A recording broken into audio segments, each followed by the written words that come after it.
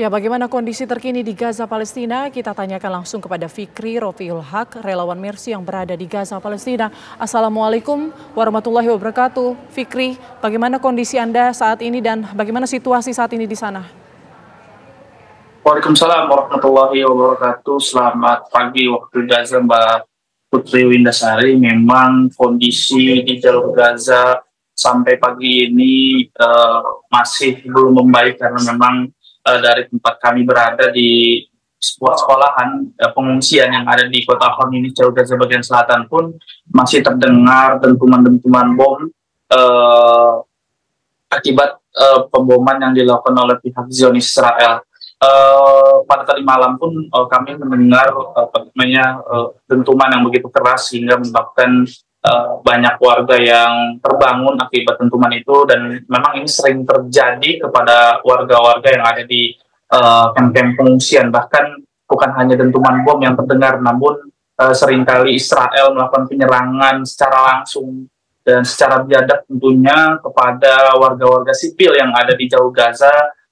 Mereka hanya tinggal di tenda-tenda pengungsian, di sekolah-sekolahan pemerintah, sekolahan PBB, ataupun mereka mengungsi di sejumlah rumah sakit yang ada di jalur Gaza. Namun mereka tidak lepas menjadi target sasaran Israel, dan korban terus berjatuhan. Dan update korban dari 7 Oktober lalu dari rilis Kementerian Kesehatan Palestina mengatakan saat ini terdapat 36.379 jiwa yang meninggal, dan juga korban luka-luka menyentuh angka 82.407 orang yang mengalami luka-luka, dan 74% mereka adalah anak-anak dan juga perempuan, di mana saat ini juga memang sudah tidak ada tempat aman. Walaupun Israel berkali-kali mengklaim bahwa di titik ini adalah zona aman ataupun di titik ini adalah safe zone, namun perkataan Israel ya sebenarnya tidak bisa dipercaya,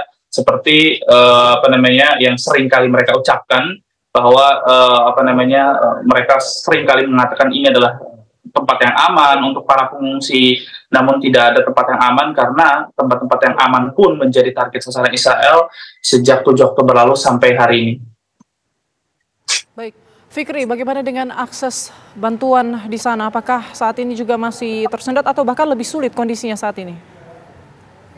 Ya, tentunya semenjak serangan darat yang dilakukan oleh pihak Israel pada Senin 6 Mei lalu ya, sehingga menyebabkan border Rafah juga tertutup, tentunya membuat bantuan-bantuan itu juga sangat sulit. Walaupun beberapa kesempatan kami bisa melihat bantuan udara juga masih diturunkan oleh Jordan, kerjasama dengan Jordan begitu, dan negara-negara lainnya yang sekali kita bisa melihat langsung dari udara. Dan juga untuk bantuan darat sendiri beberapa kesempatan bisa memasuki jalur Karim Shalom, walaupun sebenarnya bantuan ini jumlahnya sangat sedikit sekali, karena kita bisa lihat di sosial media ataupun di postingan jurnalis lokal ataupun media-media lokal ya, kita bisa melihat banyaknya anak-anak yang kurus kering ya, akibat mereka terkena dehidrasi dan juga malnutrisi. Dan perlu ketahui saat ini jumlah korban yang meninggal akibat malnutrisi dan dehidrasi itu menyentuh angka 33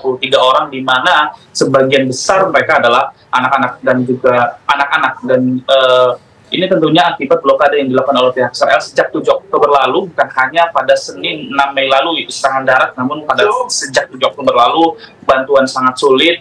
Dan juga saat ini terjadi kelaparan yang begitu dahsyat yang masyarakat Gaza rasakan. Baik, kalau untuk rumah sakit, Fikri, sudah saat ini berapa rumah sakit yang masih beroperasi?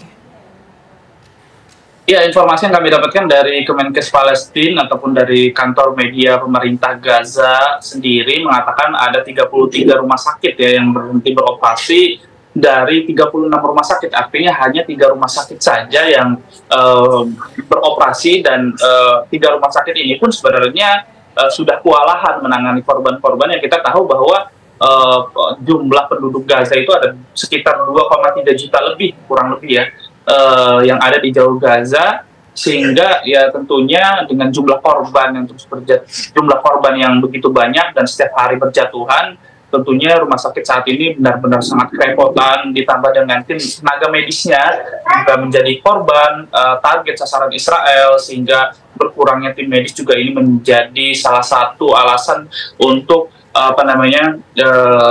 kita berjuang untuk memasukkan tim tenaga-tenaga medis dari Mercy Indonesia pun masih terus melakukan rotasi untuk memasukkan tenaga-tenaga medis yang alhamdulillah sampai saat ini juga masih bertugas di rumah sakit, salah satunya adalah Rumah Sakit Nasir.